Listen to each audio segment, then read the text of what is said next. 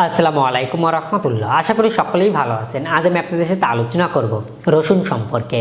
ইতিমধ্যে আপনারা অনেকেই জানতে পেরেছেন রসুনের বিভিন্ন উপকার রয়েছে, যার ফলে বর্তমান কিছু ছেলেমেয়েরাও খাওয়া শুরু করেছেন। কিন্তু আপনারা অনেকেই জানছেন না রসুন কখন, কিভাবে, কতটুকু খেলে ক্ষতি হবে না, সর্বোচ্চ উপকারিতা পাওয়া যাবে। আজকে খুবই সংক্ষিপ্তভাবে এই বিষয় নিয়ে টোটাল ভিডিওতে আমি আলোচনা করব এবং রসুন কাদের খাওয়া নিষেধ রয়েছে এই বিষয়টা আপনারা জানতে পারবেন। চলুন আমাদের মূল আলোচনায় ফিরে যাওয়া যাক। প্রথমেই বলতে চাই, আমার প্রত্যেকটি ভিডিও মেডিকেল থেকে তুলে ধরা হয়, অবশ্যই শিক্ষণীয় হিসেবে দেখবেন। রসুন যা রান্নায় ব্যবহার করা হয়, আচারে ব্যবহার করা হয়, মুখরুচি সব খাবারেই ব্যবহার করা হয়ে থাকে রসুন। কিন্তু এতটুকুই কি এর ব্যবহার সীমাবদ্ধ? না, রসুনে রয়েছে ভেষজ গুণে ভরপুর, যা আমাদের মানব দেহের জন্য অত্যন্ত গুরুত্বপূর্ণ। ইতিমধ্যে আপনারা হয়তোবা কিছু সংখ্যক উপকারিতা জানতে পেরেছেন। আমি আরও কিছু সংখ্যক উপকারিতা আপনাদের সাথে আলোচনা করে কিভাবে, কোন নিয়মে, কখন, কতটুকু পরিমাণে খাবেন এবং কারা খাবেন না, এটাও আমি আপনাদের সাথে আলোচনা করব। রসুনে রয়েছে ন্যাচারাল অ্যান্টিঅক্সিডেন্ট ও অ্যান্টিব্যাকটেরিয়াল, যা আমাদের শরীরের জন্য অত্যন্ত গুরুত্বপূর্ণ। স্বাভাবিকভাবে যাদের উচ্চ রক্তচাপ রয়েছে বা হাড়ের সমস্যা রয়েছে তাদের জন্য রসুনটা ভালো কাজ করে। এরপর অনেকেরই রয়েছে চুল পড়ে যাচ্ছে, চুল পেকে যাচ্ছে অল্প বয়স থেকেই, তাদেরও রসুনে ভালো কাজ করে।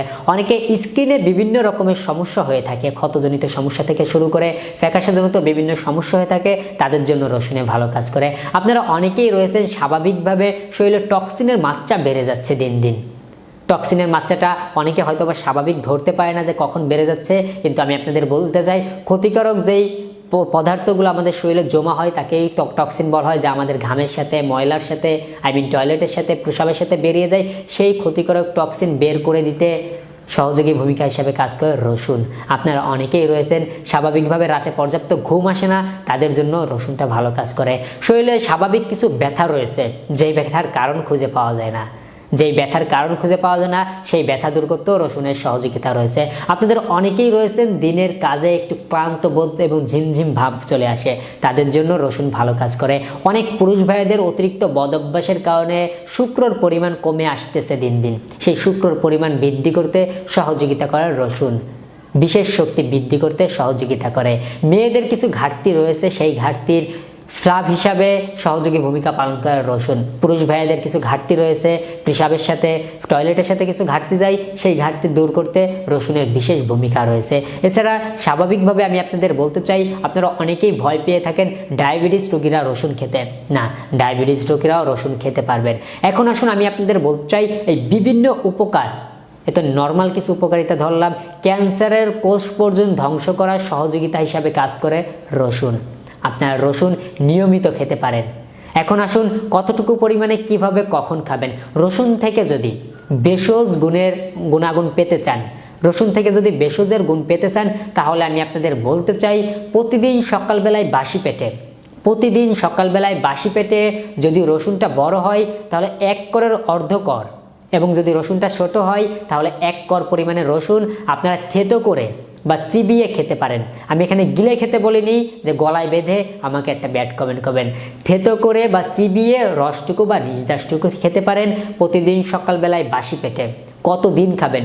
শুরু করলে মিনিমাম 3 মাস খাওয়া শুরু করবেন।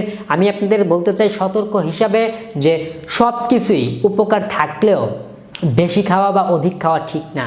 আপনারা যে রসুনটা বেশি খাবেন দরকার নেই, স্বাভাবিক যে রান্নায় খাওয়া হয় সেই খাওয়া তো আছেই। এছাড়া আপনারা ভেষজ গুণ পেতে আপনাদের সকালবেলায় অর্ধ কর পরিমাণ বা সর্বোচ্চ 1 কর পরিমাণ রসুন ভালো করে চিবিয়ে খেতে পারেন। এছাড়া আপনারা অন্য কোনো নিয়মে খেতে চাইলে উষ্ণ গরম পানি করে তার মধ্যে থেতো করে বা স্লাইড করে রসুনটা কেটে 1 থেকে 2 কর তার মধ্যে দিয়ে 5-10 মিনিট পানিটা রেখে দিয়ে সেই পানিটা খেতে পারেন। এটা আপনাদের অনেকের বদহজমের সমস্যা দূর করে, অনেকের অতিরিক্ত কোষ্ঠকাঠিন্য সমস্যা দূর করে, শরীর থেকে ক্ষতিকর টক্সিন বেরিয়ে যেতে সহযোগিতা করে। এভাবে আপনারা রসুন খেতে পারেন। আমি আপনাদের আরেকটি কথা না বললেই নয়, কারা খাবেন না?